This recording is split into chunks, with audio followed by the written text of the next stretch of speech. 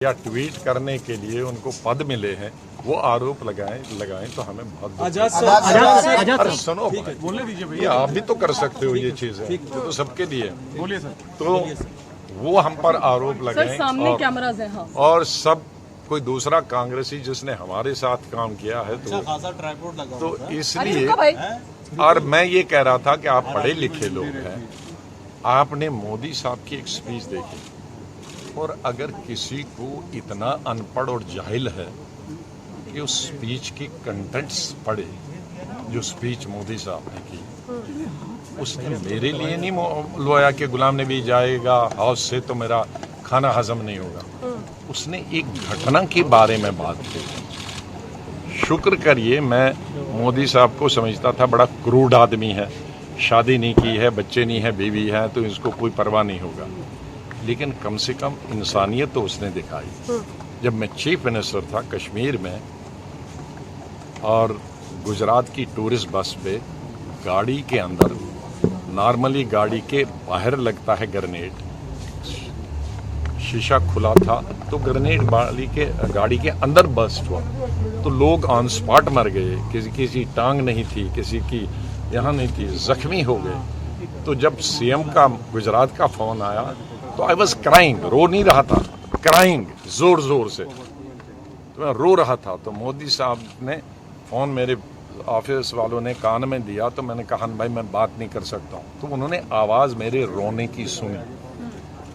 तो फिर मैंने उनको यही कोई कहा, तुम उनको बताओ मैं अभी बात नहीं कर सकता, मुझे पहले इनकी टांगें बाजू जमा करने दो, अस्पताल में इनकी स्टिचिंग करने हैं, जो बच्चे हैं उनको इलाज करना है, जख्मी हुए हैं। फिर दिन भर वो किया, फिर सीएम दिन भर फोन करते थे, कितने मरे, कितने जख्मी होंगे, कैसे भेज रहे हो।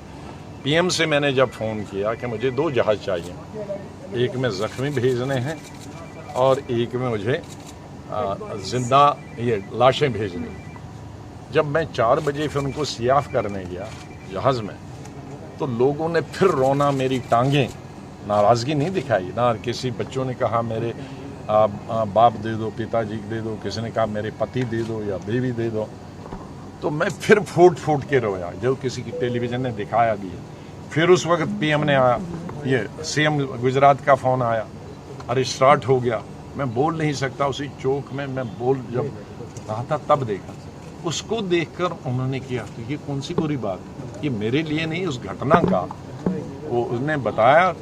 मैंने कल दोबारा सुनी स्पीच, उसमें कहा कि जैसे इनके परिवार का कोई आदमी गुजर गया, तो वो उस घटना पर रो रहा था।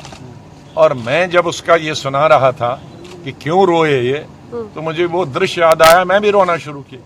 तो ना वो मेरे लिए रोए, ना मैं उनके लिए रोया, हम दोनों उस गुजरात की जो हमारी भाई बहनें मारे गए थे, उस दुखद कमेटी उसका मेंबर होता था। जब मैं यूथ कांग्रेस प्रेसिडेंट से, तब से मैं कैंपेन कमेटी का मेंबर होता था, तब मैं यंगेस्ट था, फिर स्टार कमेटी। नतीजा ये हुआ कि बंगाल, असम और केरला, हिंदुस्तान में सबसे ज्यादा मुस्लिम आबादी कश्मीर को छोड़कर इन्हीं 3 स्टेटों में, 35% असम, 32% केरला, 29-30% बंगाल।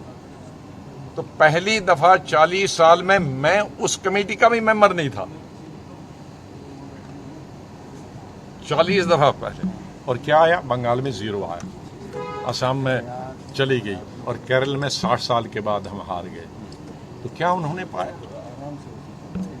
लेकिन अब तो आप लोग की बात मानी जा रही है ना, अध्यक्ष का चुनाव हो रहा है अब। आजाद सर, यही सर आप अब अध्यक्ष का चुनाव हो रहा है, आपकी बात मानी गई, कर सकते थे। अब अध्यक्ष का चुनाव हो रहा है, because first of all because आप मीडिया को हो, आपको सिस्टम नहीं मालूम। इलेक्शन जब होता है उसके लिए एक मेंबरशिप ड्राइव होती है, जो पुराने वक्त में होती थी, इंदिरा गांधी के वक्त में, राजीव गांधी। बोल रहे थे ना, मैं अभी भी नहीं बोल रही हूँ। अरे कॉन्स्टिट्यूशन नहीं, अरे यार सुन, वो होता है कि गांव की आपको गांव में घर टू हाउस जाना पड़ता है। और नमस्कार, मैं हूं संदीप चौधरी।